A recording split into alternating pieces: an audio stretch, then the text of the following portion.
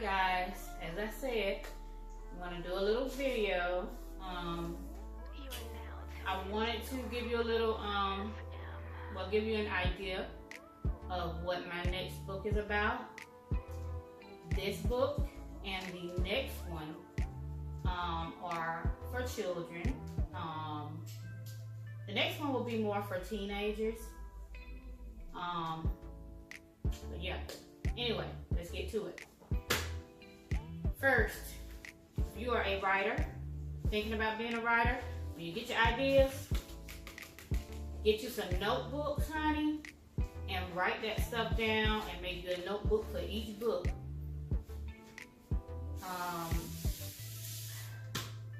So here we go. Things we forget to tell. It's the next book that will be released soon, hopefully, very soon. Copyright is already in place. It's about molestation. Now let me say this. It gently touches on molestation in the book because, you know, we're not going to do anything drastic and have to read that to our children. Even though the world is drastic, we want to make the books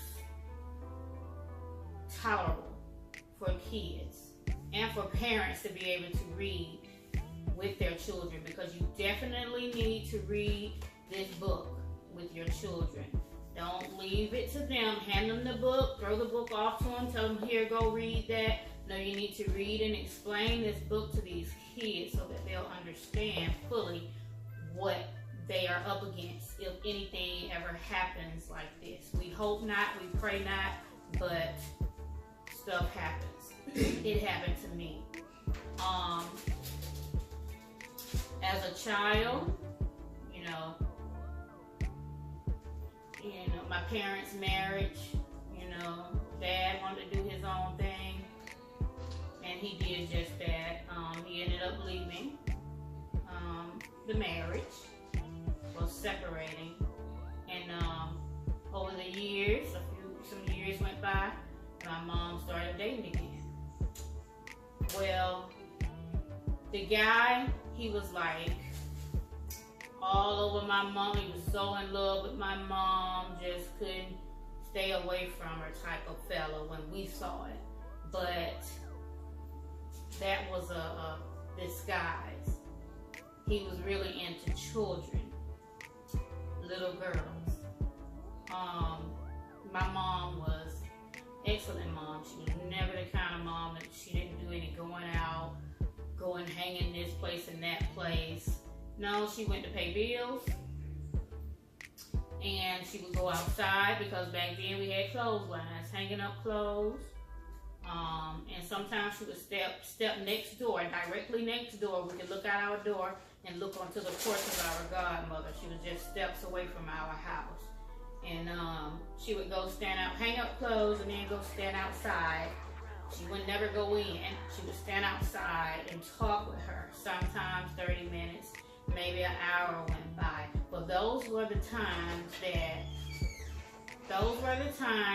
he decided he would play. He started off with little games.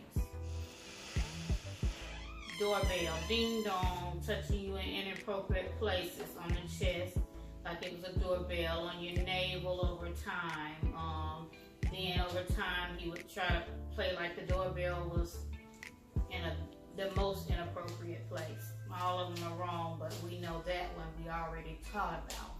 But my mom told me, I was 6. She always taught us, if anybody touches you in an inappropriate way, to come tell me no matter what. So, 6 years old in my mind, okay, somebody touched me, grabbed me somewhere, I'm going to tell my mom. Okay. Well, the reason why I named this book The Things We Forget to Tell is because I was not aware of the horrible, scary things that he may say in order to put so much fear in me that it would stop me from telling my mother. And that's exactly what he did. And in this book, it will shed light and give some examples of the things that the predator told me that scared me so much as a 6-year-old child to stop me from telling my mother. But anyway, the games, they got more and more weird. It went to, your ear is nasty. Let me clean out your ear. And at that point, he would use his tongue to so-called clean out my ear instead of a Q-tip. Of course, as a child, you're trying to get away or whatever, but then he would get aggressive. He would grab my arm really tight and fuss at me and threaten me. So then you're quiet and, you know, you just have to suffer through those games, as he called them. Over the years, over the period of time, it was months, not years, it progressed into him exposing his genitalia to me,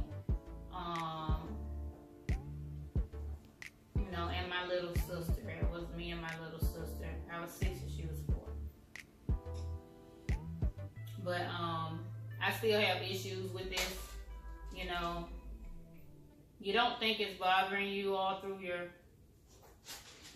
childhood and stuff, but when you get to a point where you sit down and you reflect on your life, you know, you realize that some things that happened way in the past have had an effect on your life in some sort of way.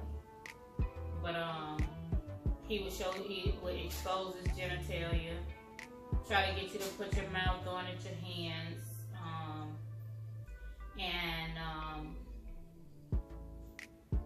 he didn't get to do things as often as he probably would have liked because my mom was not always gone somewhere. It was doing some housework, or like I said, taking her a little 30 minutes, 40 minutes or whatever to step right next door and stand outside. I could look through my bedroom door and see out of the front door and until my godmom's walkway where they would be standing.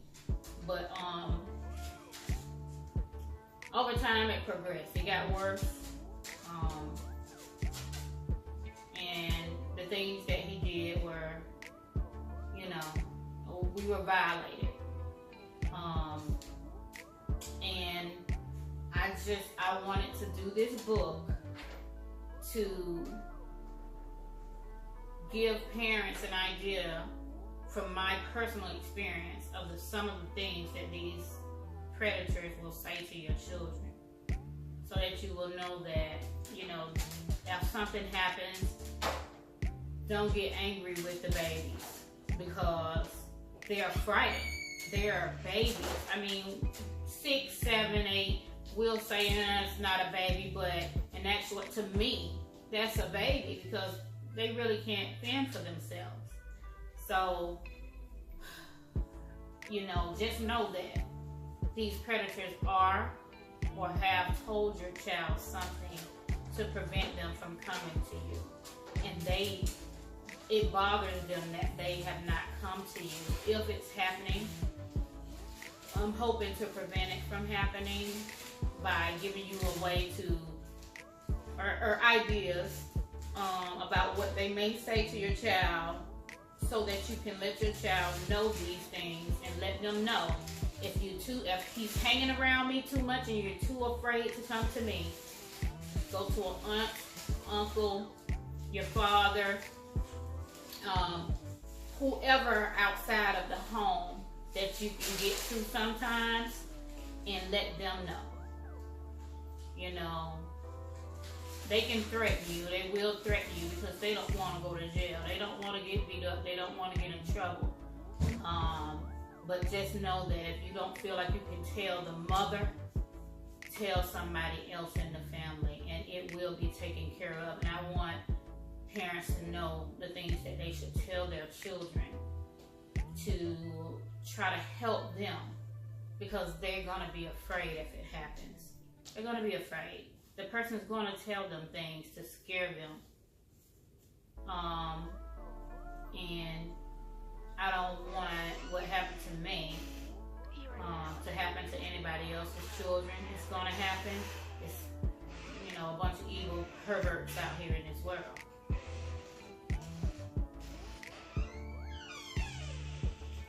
But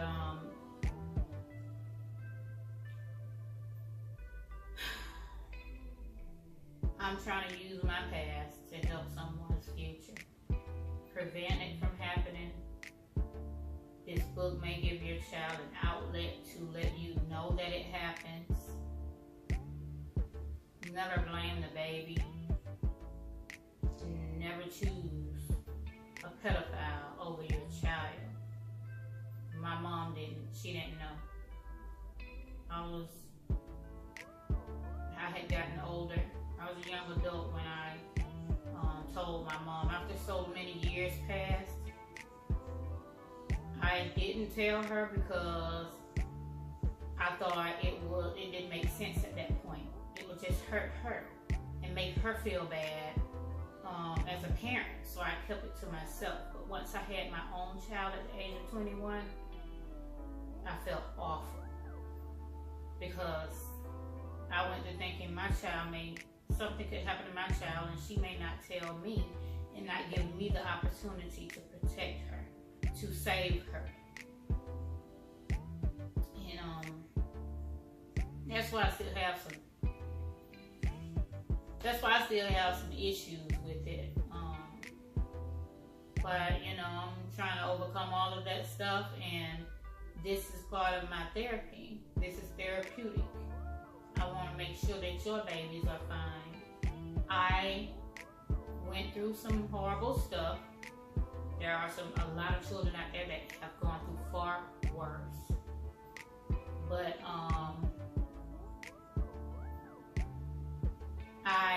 it taught me what to tell my children. You know, how to tell them to respond and react to a situation if one would have occurred, and thank God it didn't. But there are some kids out here that are going through some stuff and the parents are not aware of it because that pervert, pedophile, is threatening their kids. So, you know, talk to your children. Hopefully the book will be out soon, and give you some ideas of some of the things to tell your children to look out for, some of the things that they may say to frighten them. Well, that's my sharing, and as I said, if you have any questions for me, if it's something that I can tell you that may help, if you have a personal situation, you can get to me on Janice Friday on Facebook in my inbox quicker than anything. But drop comments if you have any questions. Just ask me whatever. If I can answer it, I will. If I cannot, I'll let you know I can't. I try to be as open and transparent as I can. So, thanks for listening. The things we forget to tell will be out soon, as I said. Hopefully, if all goes well, you know, it's publishing,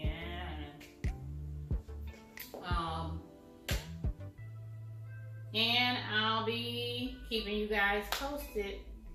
Thanks for listening again. As I said, leave me comments if you have any questions, or come to my inbox. Go to my inbox on Janice Friday.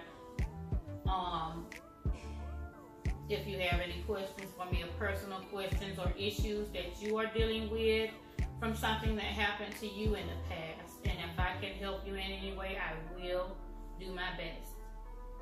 Thanks for listening.